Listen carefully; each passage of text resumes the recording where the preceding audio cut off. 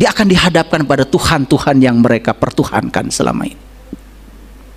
Hadir semua yang dipertuhankan itu. Ada yang menuhankan uang, menuhankan jabatan, menuhankan status sosial, menuhankan harga dirinya. Hadir semuanya.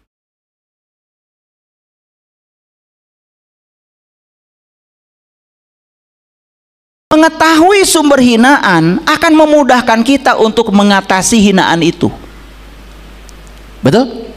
Yang pertama, orang yang menghina itu sebenarnya karena tidak tahu siapa kita yang sebenarnya.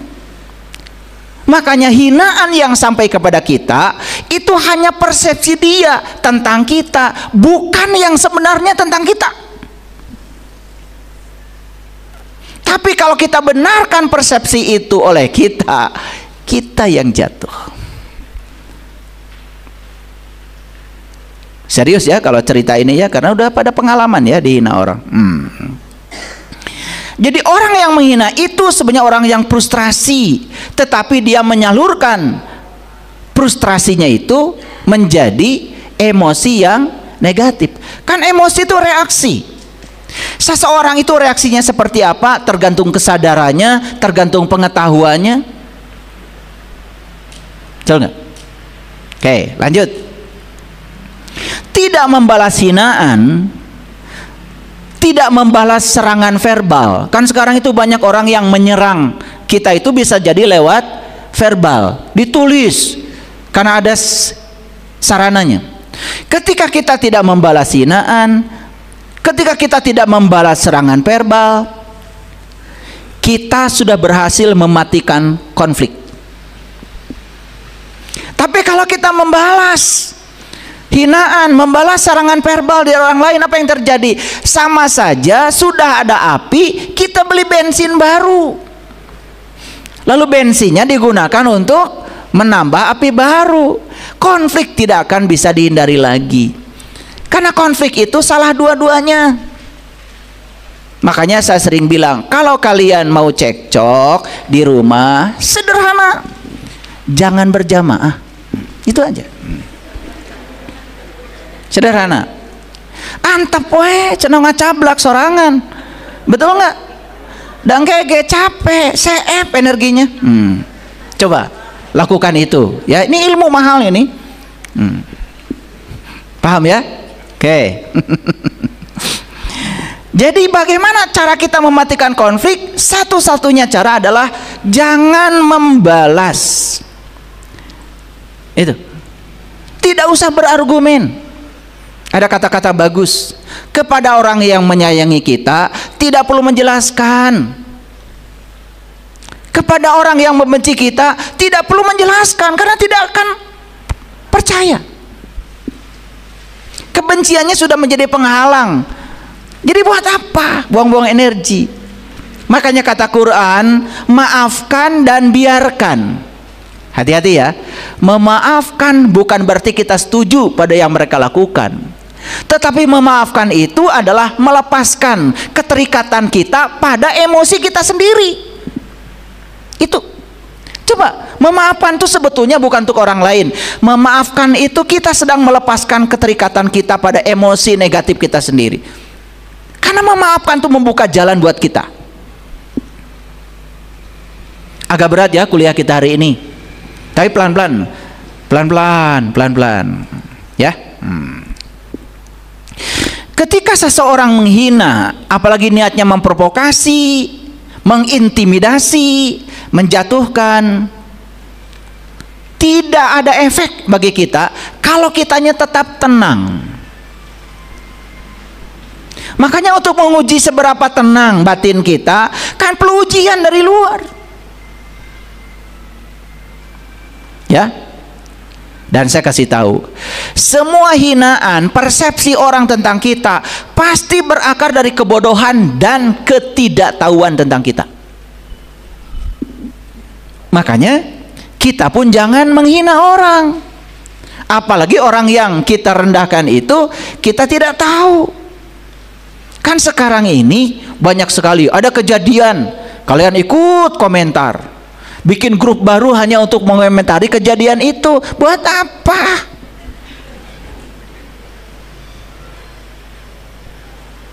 Biarkan saja.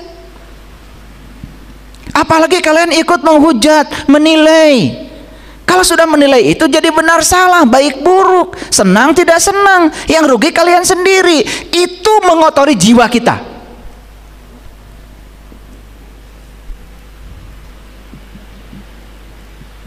Media sosial itu bisa menjadi konstruktif, bisa menjadi destruktif, terserah kita. Tapi ingat, semua agama mengajarkan 4 nilai besar: kasih sayang, perdamaian, kesetaraan, dan kerukunan. Buat apa kita keluar dari nilai-nilai universal yang 4 tadi itu? Udah biarkan saja. Orang mengatakan apa, itu urusan dia dengan dirinya sendiri.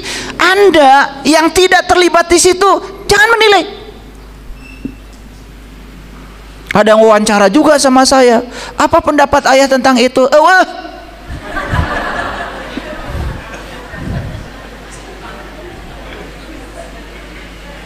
Kariwe-riwe, saya ngerti juga enggak, betul enggak? Dan saya tidak bisa menilai orang hanya dari satu kejadian kecil, tidak bisa. Makanya semua hinaan dan persepsi yang dilontarkan oleh orang, baik kepada kita atau kita yang melakukan pada orang lain, akarnya cuma satu: kebodohan dan ketidaktahuan. Paham? Jadi jangan bodoh lah pokoknya.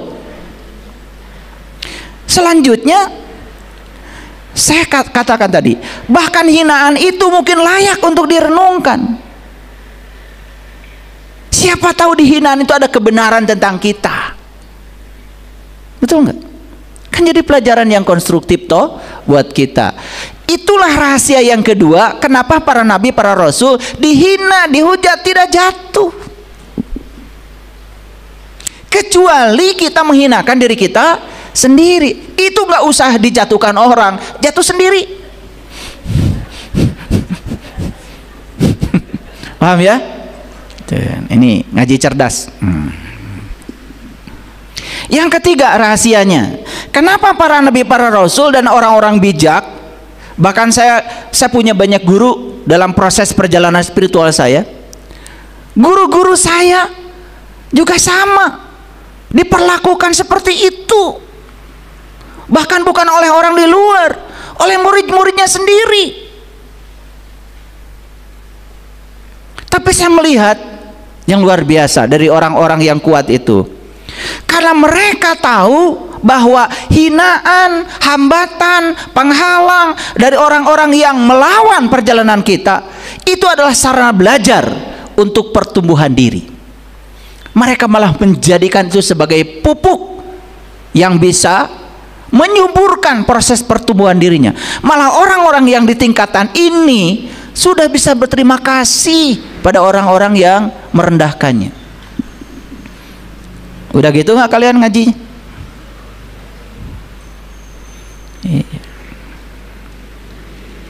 Nggak tahu saya juga kalian ngajinya selama ini apa.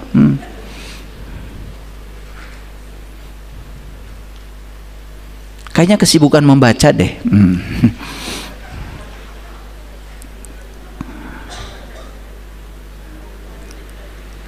Jadi hinaan bisa mengandung kebenaran untuk menjadi kita tumbuh menjadi lebih baik.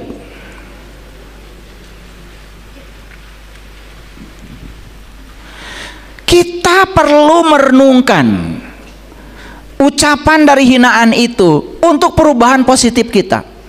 Gak ada yang salah kan?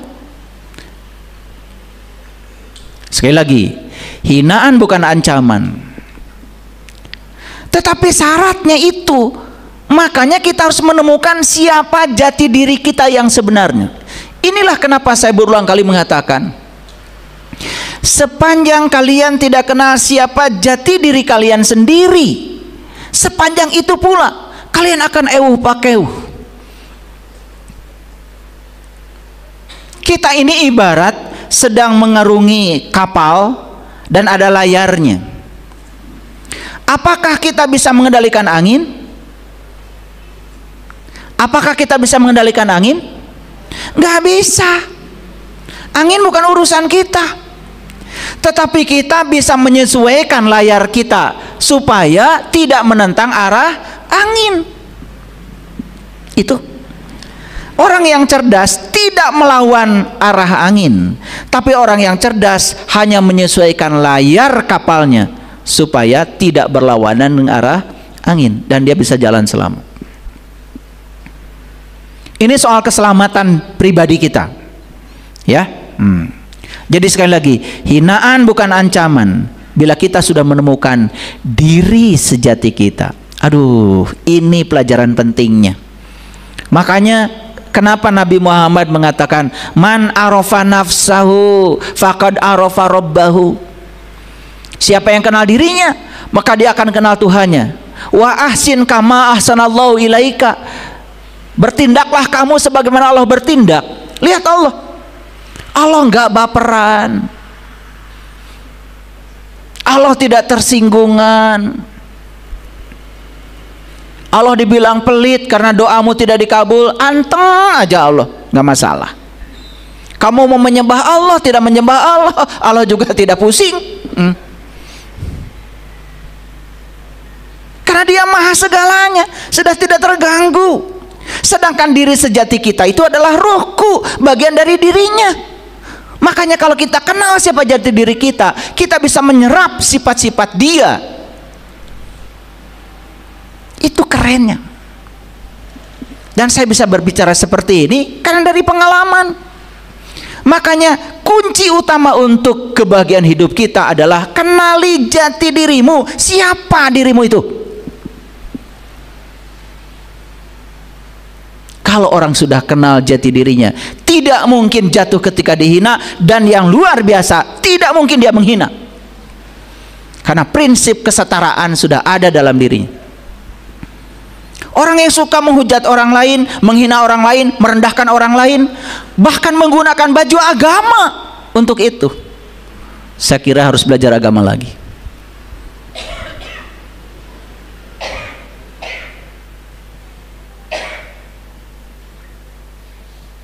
Orang Jepang saja bikin kloset supaya kentut kita, mencret kita tidak terdengar orang, dikasih musik.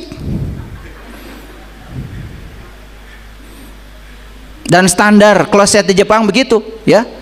Ya, makanya kalau masuk WC pijit tuh, privacy, ada tulisan di situ. Gambar musik, pijit. Ya, musiknya keras. Satu, orang yang di luar tidak jijik mendengarkan kita. Yang kedua, kita juga tidak malu didengar orang. Jadi nyaman di toilet. Itu menghilangkan rasa malu orang lain. Bayangkan, pakai teknologi, keren. Bahkan kalau kita lupa flash, lupa tuh, ya, karena pikiran nggak ada di situ. Sudah menghilangkan bau, mengeluarkan bau, kemudian bekasnya masih ada di situ. Sensornya sudah mengerti. Begitu kita keluar tidak di flash, sensornya flash sendiri. Makanya nggak ada kotoran. Sampai segitunya tuh teknologi. Itu teknologi sangat islami, menghilangkan rasa malu orang. Ini malah menghujat orang, merendahkan orang di ruang publik lagi, merasa diri paling benar. Luar biasa. Harus belajar lagi tuh.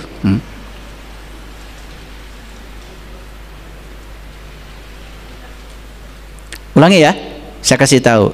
Semua persepsi orang terhadap kita, apalagi hinaan dia, dasarnya cuma dua. Satu, kebodohan, yang kedua adalah ketidaktahuan. Karena kalau pintar mah nggak mungkin begitu. Ya, oke. Makanya orang ada dua. Ada orang suci, ada orang yang disucikan. Orang suci, ya suci dimanapun dia ada. Kata-katanya suci, penglihatannya suci, pikirannya suci, karena kesucian sudah menjadi miliknya. Tapi kalau disucikan belum tentu suci, apalagi disucikan oleh dirinya sendiri. Paham ya? Makanya ulama juga ada dua. Ada ulama kata, ada ulama karya. Ulama katanya terus. Kalau ulama karya, apa yang dia sampaikan sudah jadi karya, sudah terjadi dalam hidupnya. Dia menyampaikan sesuatu yang dia alami, dia rasakan sebagai pengalaman spiritualnya. Makanya kenapa di Quran Allah melarang orang beriman itu tidak boleh menyampaikan sesuatu yang tidak mengalaminya, tidak merasakannya.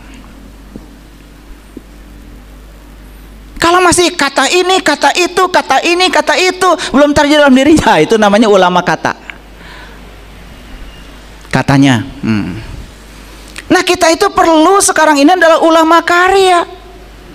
Apa yang disampaikan itu sudah menjadi karya dalam hidupnya, nyata terjadi dalam hidupnya. Mengajarkan sholat khusyuk, dia juga belum tahu sholat khusyuk apa.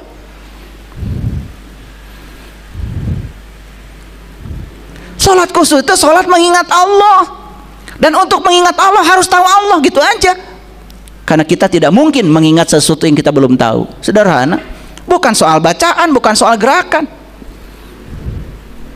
Bahkan orang yang sholatnya sudah khusyuk, sholatnya tidak dibatasi lagi oleh jadwal. Di Quran dikatakan sholat yang bisa mencegah perbuatan keji dan munkar adalah sholat yang dilakukan terus menerus.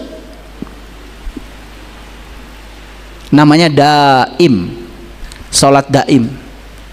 Sholat yang daimun itu sholat yang terus menerus, tidak ada jeda, sholatnya terus menerus. Kalau orang yang sudah tahu jati dirinya, dia bisa mengingat Allah, berdiri, duduk, berbaring, gak bisa lupa lagi. Saya sedang ceramah seperti ini, gak bisa lupa sama dia. Itu yang disebut dengan ulul albab.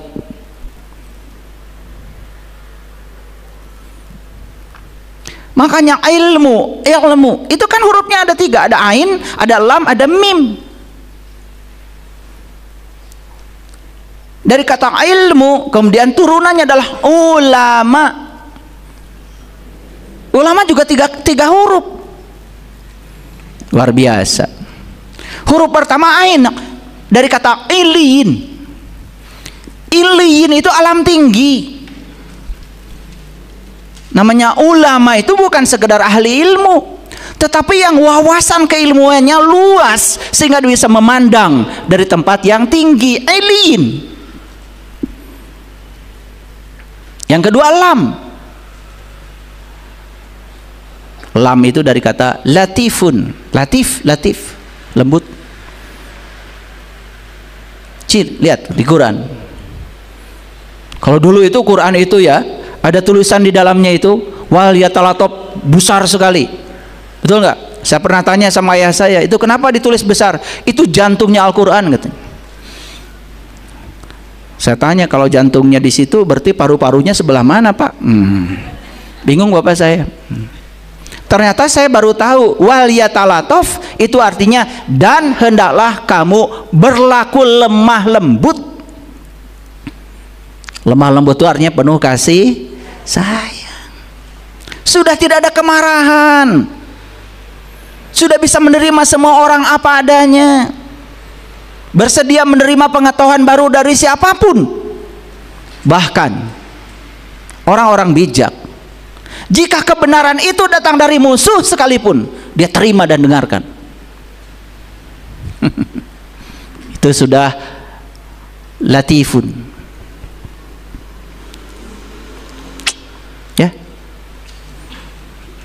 Jadi kemana-mana ceramah saya ya. Udah balik lagi sini.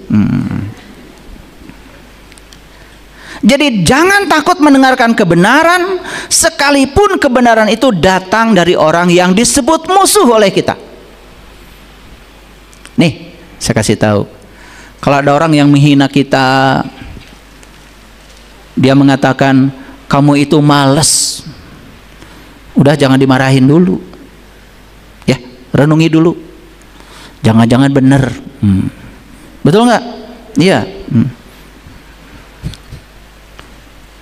Jangan marah dulu. Jangan-jangan bener. Ada orang yang bilang kamu ini kafir. Jangan marah dulu. Renungi. Kafir dari kata kafir. Kafir itu tertutup. Renungi dulu kata-kata itu.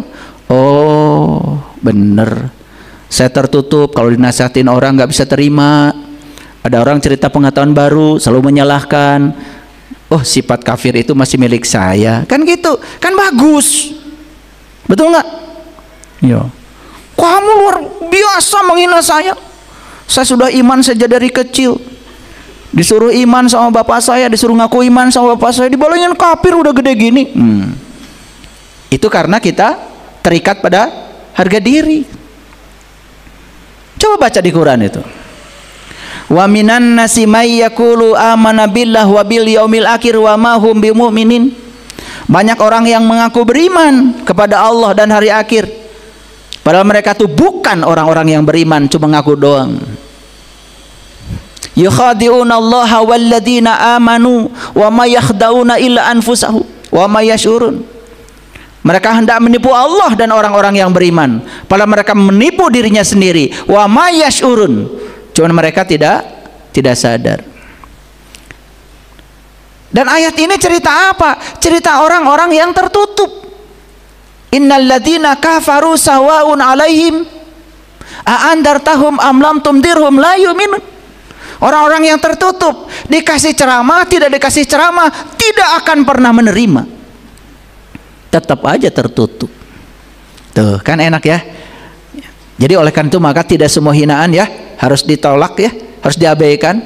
Kalau hinaan itu malah justru dipandang sebagai cara Allah berbicara kepada kita lewat mulut mereka untuk mengangkat derajat kita.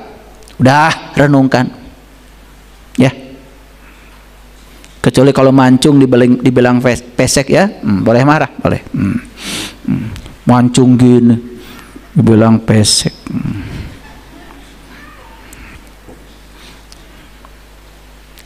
Jika kita bisa belajar dari hinaan, perhatikan saya, ketenangan batin akan menjadi milik kita.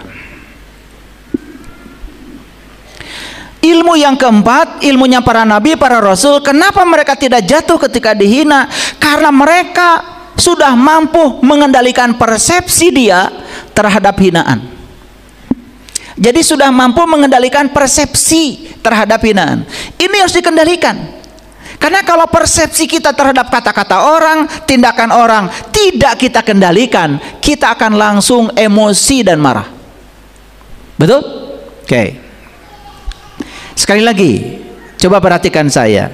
Yang membuat sesuatu menyakitkan bukan hinaan, jelas? Tetapi apa? Penilaian negatif terhadap kata-kata itu. Dan yang bernilai itu adalah kita. 2. Kata-kata hinaan tidak memiliki kekuatan apapun itu, kecuali kalau diberi makna oleh kita. Setuju ya? Makanya persepsi kita harus dikendalikan. Yang ketiga, setuju nggak? Kalau hinaan itu hanya opini pribadi, itu kan pendapat pribadi orang yang menghina, betul nggak? Dan tidak ada kaitannya dengan kita, dan menjadi ada kaitan kalau ditanggapi. Setuju? Ulangi ya. Kata-kata negatif yang dilontarkan orang kepada kita itu hanya opini pribadi dan tidak ada kaitannya dengan kita, kecuali kalau kita tanggapi. Dan ketika ditanggapi, itu yang menyakitkan. Nah, ini belajar mengendalikan persepsi. Yang keempat, emosi negatif kita bukan akibat kata-kata hinaan. Emosi negatif kita semata-mata karena penilaian kita terhadap kata-kata itu. Oke. Makanya inilah pentingnya kita mempertahankan nilai diri. Kita pentingnya mempertahankan prinsip diri. Kita pentingnya mempertahankan karakter diri. Itu harus kita pegang. Dan kalau kita bisa bertahan di situ, kita tidak akan mudah terkena validasi orang lain. Nih, saya kasih tahu ya. Suka gampang kena validasi orang lain kan? Validasi itu gini, kita sering berubah dengan apa kata orang tentang kita. Nah, kita mengizinkan validasi orang lain untuk kita. Kenapa? Kita tidak punya prinsip. Keren banget. Mahal ini kajian mahal. Ini kajian kesadaran ya, kajian kesadaran ya. Mengendalikan persepsi terhadap hinaan akan menjaga ketenangan batin dan kedamaian batin kita. Kalau kita sudah bisa mengendalikan persepsi kita, ya. Oke. Selanjutnya yang kelima. Kenapa para nabi, para rasul tidak jatuh ketika dihina? Karena mereka mampu melepaskan dendam demi kedamaian batinnya. Nah, kenapa kalian tidak bisa menerima orang yang menghina kita? Karena apa? Di sini masih ada dendam. Yuk sekarang kita perhatikan, dendam itu apa? Ini saya kasih tahu. Dendam itu adalah keterikatan kita terhadap peristiwa masa lalu, dan itu diulang terus menerus di pikiran kita saat ini. Nih saya kasih tahu. Mohon maaf ya, pernah nggak ada orang yang menghina kita? Oke, kejadiannya kapan? Kan namanya pernah itu berarti sudah lewat kan? Oke. Apa yang sudah lewat itu diikat oleh pikiran kita. Kata-katanya disimpan rapi. Kata-kata yang busuk itu disimpan rapi di ingatan kita, bahkan masuk di alam bawah sadar kita. Dan itu terus disetel oleh pikiran kita, diulang, diulang, diulang, diulang. Itu yang kemudian menimbulkan dendam. Jadi siapa sesungguhnya pencipta dendam itu? Ya dirimu sendiri. Karena punya keterikatan pada masa lalu, dan apa yang diikat itu diulang-ulang, disetel tiap hari di pikiran kita, dibicarakan, diberi energi. Itu yang membuat dendamnya tidak bisa hilang. Ingat ya, dendam tidak bisa mengubah masa lalu. Setuju? Apakah yang sudah terjadi bisa diubah dengan dendam? Nggak bisa. Malah justru dendam itu menambah penderitaan di masa kini. Makanya orang yang dendaman pasti sesak napas, pasti mah, pasti. Coba periksa itu di kantongnya, pasti ya bawa obat mah. Karena itu otaknya itu nyetel terus. Kejadian masa lalu itu diikat, kemudian disetel terus menerus.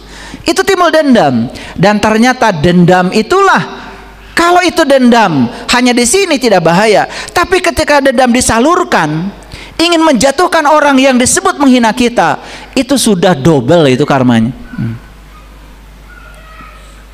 Maaf ya, melepaskan dendam itu adalah cara untuk mengendalikan emosi.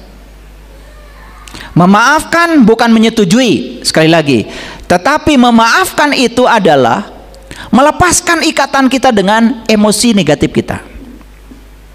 Yuk sekarang ubah semua yang disebut penderitaan itu menjadi pengembangan diri.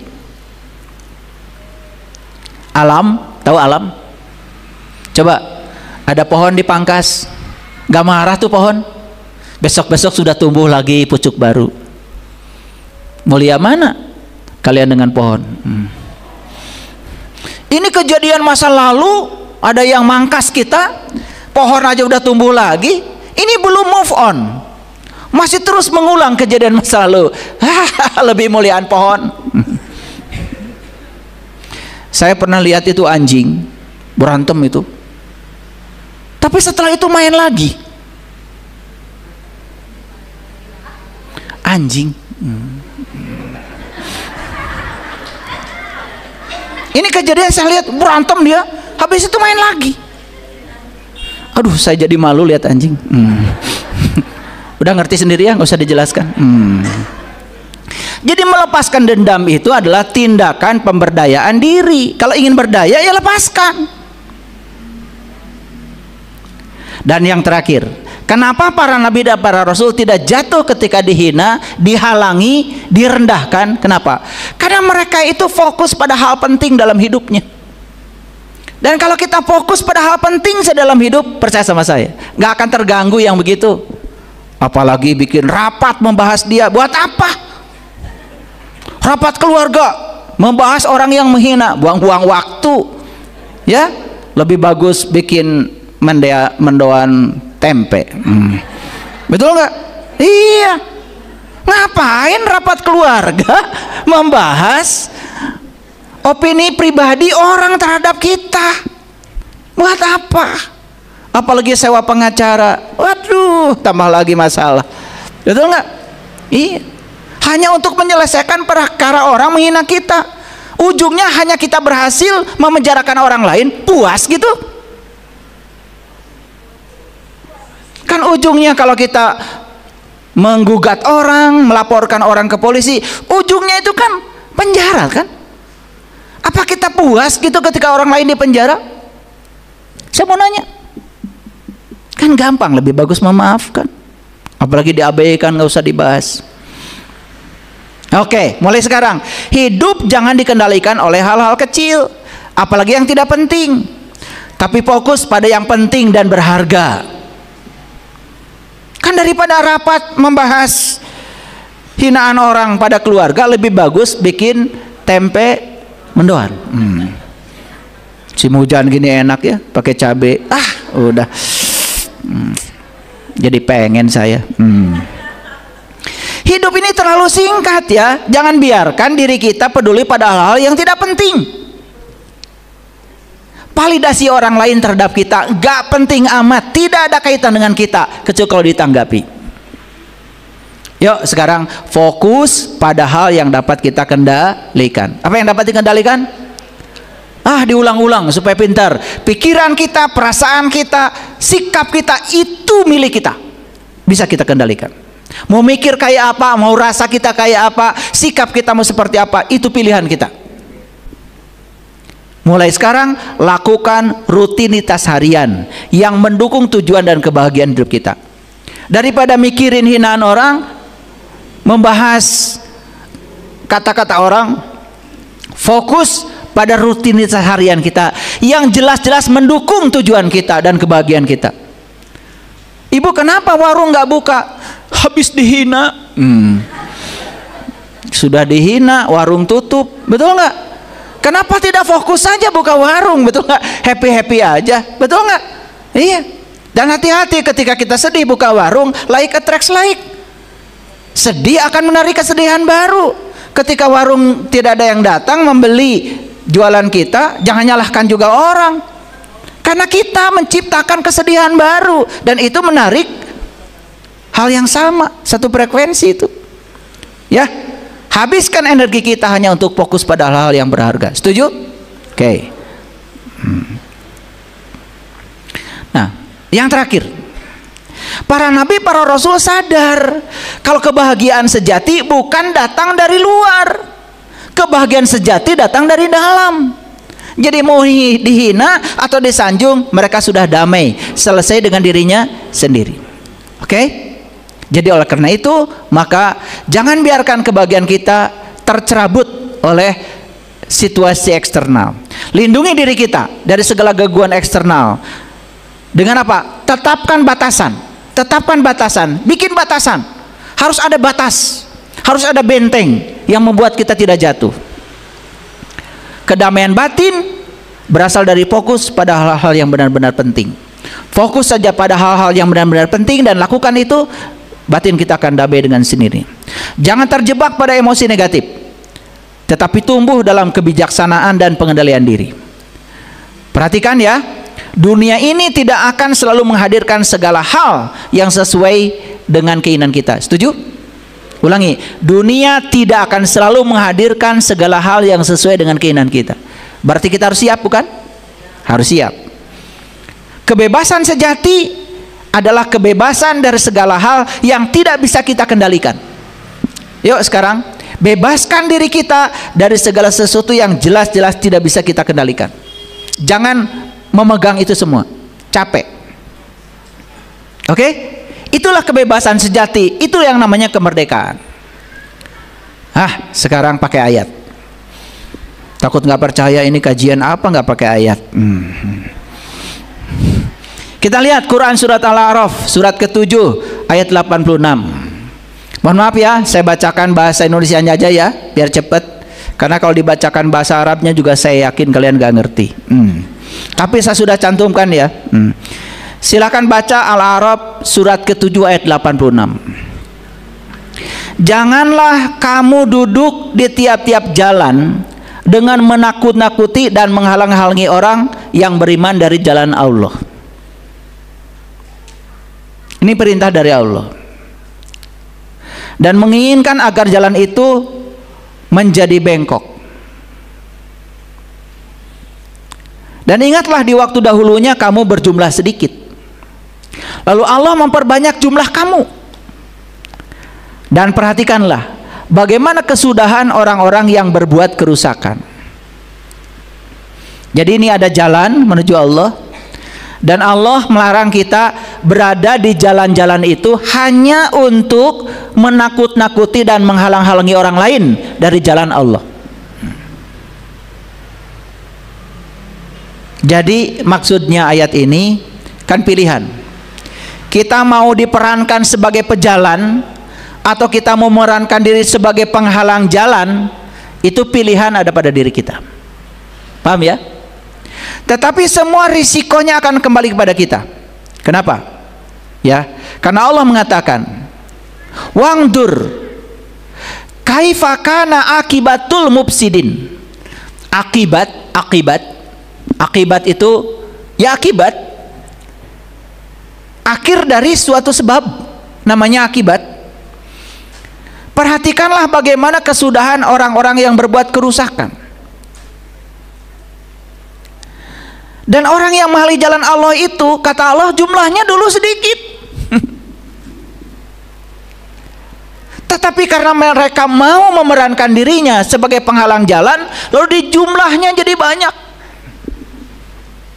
Nih saya kasih tahu, jangan-jangan kita secara tidak sadar berkontribusi memperbanyak jumlah orang-orang yang menghalangi jalan untuk perjalanan para pejalan menuju Allah. Paham ya pesan di ayat ini? Oke. Nih saya kasih tahu, kita dihina gak apa-apa, yang penting kita jangan jadi penghina. Ya, kalau dihina tidak akan hancur. Tapi kalau kita menjadi penghina, jelas kita sedang menghancurkan diri kita sendiri. Paham ya? Apalagi kita berpersepsi pada orang lain, membuat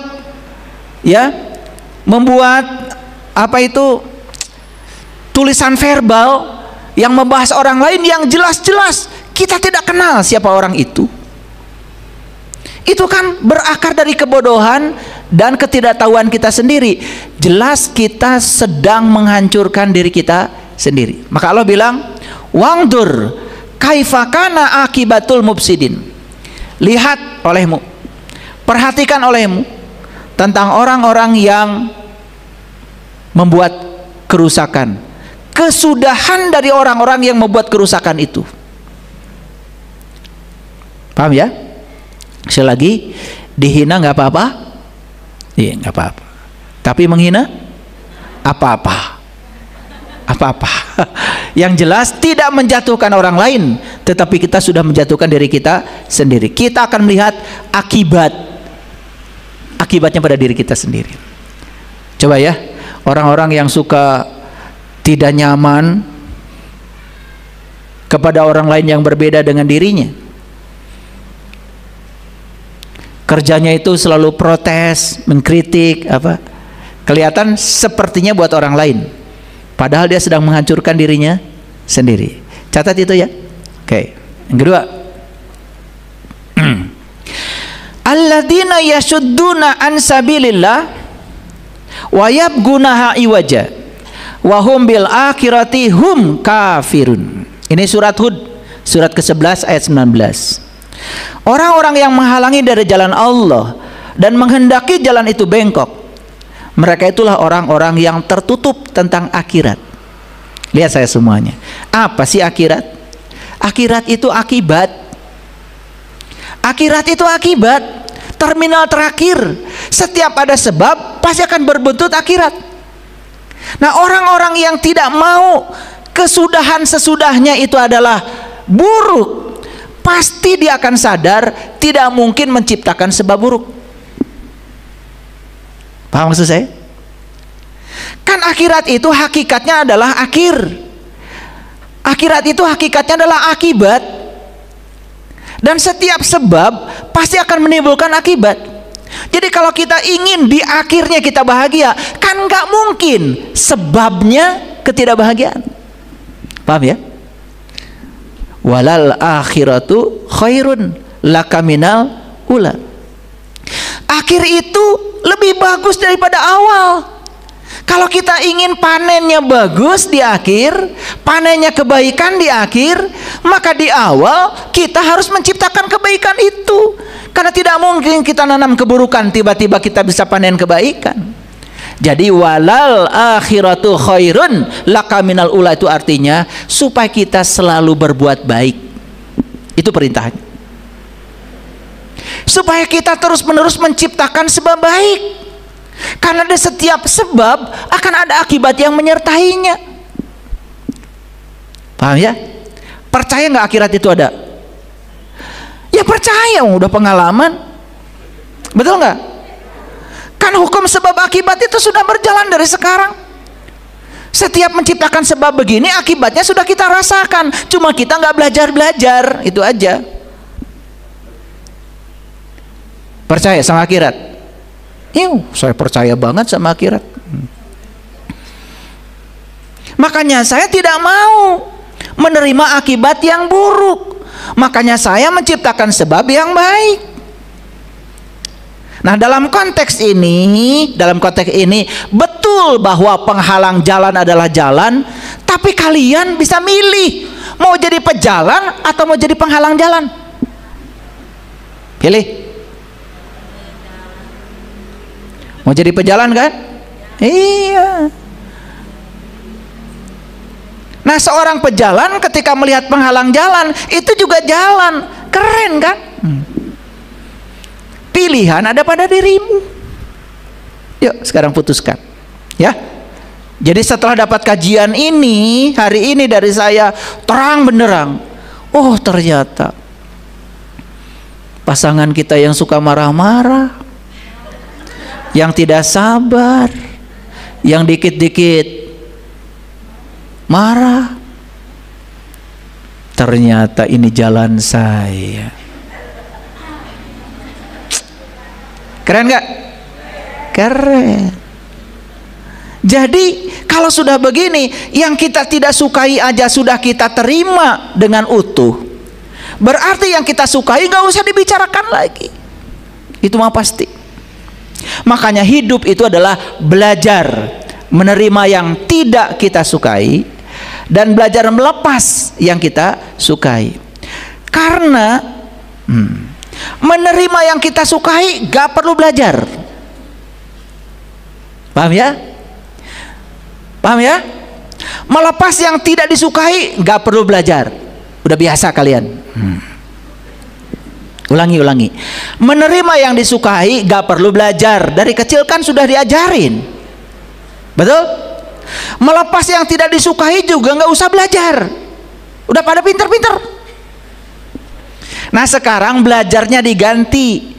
Belajar melepas yang disukai, belajar menerima yang tidak disukai. Baru itu namanya belajar.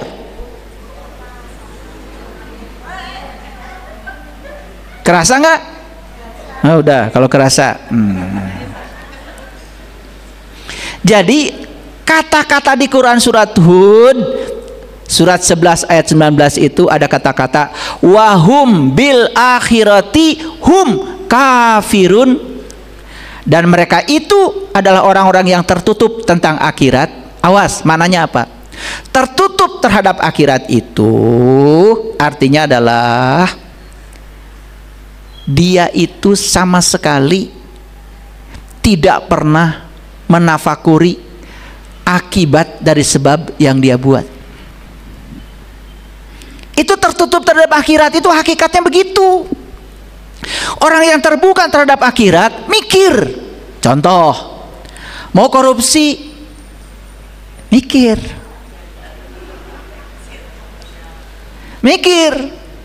ya, gitu. Mau nyakitin orang, mikir. Itu namanya orang terbuka terhadap akhirat. Yang tertutup terhadap akhirat mah apa aja dilakukan. menghina orang jalan, menghujat orang jalan. Apalagi menghujat orang sekarang ini di dunia publik, di media sosial. Ada undang-undangnya namanya ITE. Hati-hati. Jari-jarimu adalah harimaumu. Kalau dulu mulutmu adalah harimaumu, sekarang jari-jari tanganmu adalah harimaumu. Itu yang akan menerkam dirimu. Paham sampai sini? Jadi ayat ini mengatakan kepada kita, wahum bil akhirati hum kafirun. Jangan sampai kita tertutup terhadap akhirat. Artinya apa? Jangan menciptakan sebab buruk, karena pasti akibatnya akan buruk. Kalau ingin akhiratnya surga, akhiratnya baik, akhiratnya damai, akhiratnya bahagia, maka mulai sekarang ciptakan sebab yang bisa menimbulkan akibat itu. Udah, kalau dihina orang kan sudah tahu ilmunya sekarang, ya. Jangan membuat konflik baru. Ya kan? Abaikan kalau itu menjatuhkan, dengarkan kalau itu adalah kebenaran. Siapa tahu di balik hinaan itu ada yang cocok kata-katanya buat kamu. Buat kamu ya, bukan buat saya.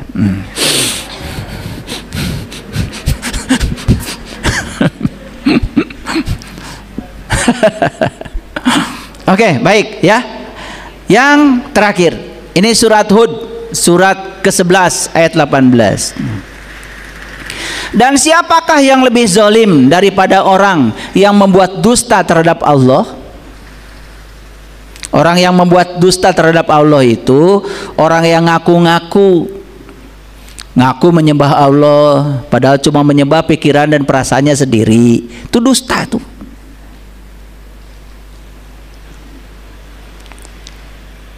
Bicaranya aku bersaksi tiada Tuhan selain Allah, tapi belum pernah menyaksikan. Dusta itu.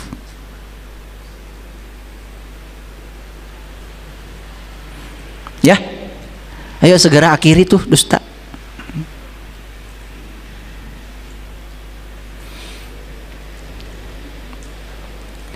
Nah, mereka itu akan dihadapkan kepada Tuhan mereka. Lihat ya.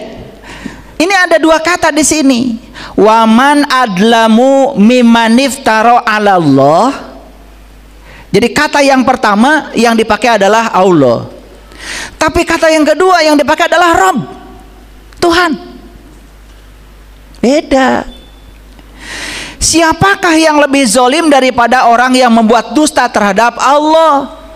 Mereka itu akan dihadapkan kepada Tuhan mereka. Hebat ya ayatnya. Yang membuat dusta terhadap Allah itu berarti mereka yang tidak tahu dan kenal kepada Allah. Berarti yang dia kenali dan tahu yang selain Allah, dan itu jadi Tuhan mereka. Dan pasti mereka akan dihadapkan bukan pada Allah, dihadapkan pada yang mereka pertuhankan.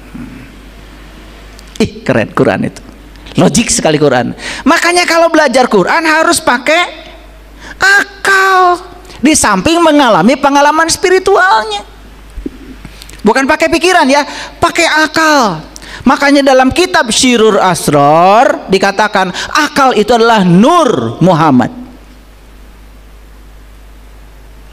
Nur insan ini akan paham tentang nurullah kalau sudah ketemu wasilahnya Nur Muhammad. Makanya Imam Syekh Abdul Qadir Zailani mengatakan dalam kitab Syirur Asrar bahwa yang disebut dengan akal itu adalah Nur Muhammad.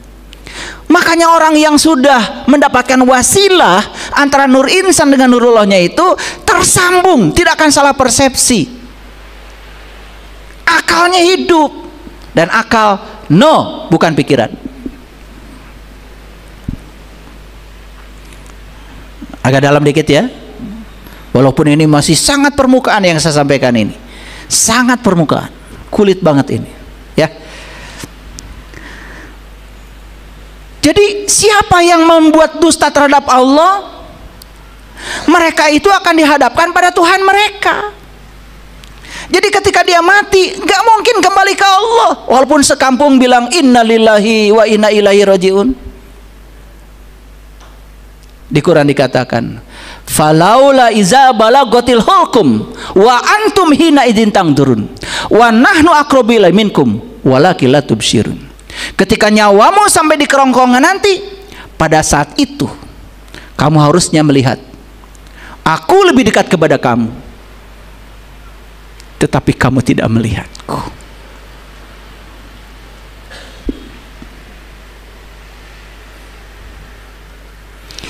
Orang yang tidak kenal tempat asalnya, orang yang tidak tahu jalan pulangnya, saat dia mati, dia akan dihadapkan pada Tuhan-Tuhan yang mereka pertuhankan selama ini.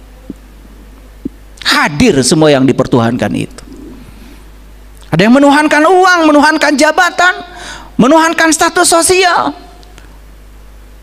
menuhankan harga dirinya. Hadir semuanya.